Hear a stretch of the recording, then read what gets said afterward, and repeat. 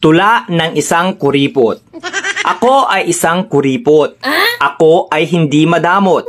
Sa paggastos ako ay natatakot dahil pera ko ay hindi pinupulot. Kuripot ako at ipinagmamalaki ko na hindi ako umaasa kahit kanino. Okay lang kung magkuripot man ako dahil pera ko naman ang sinisinop ko. Ang pagiging kuripot ay hindi masama hanggat di ka nanloloko ng kapwa.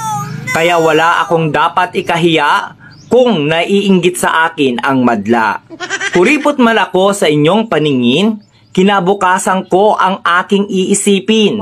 Mga paninira ng iba ay di ko diringgin dahil ang makikinabang nito ay ako rin. Hindi kasalanan na maging kuripot ako, ang masama ay ang pagiging maluho.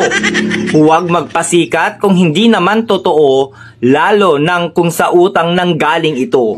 Ako ay kuripot magpakailanman. Pera ko ay aking papahalagahan upang may magamit sa kinabukasan at hindi na ako kailangang mangutang.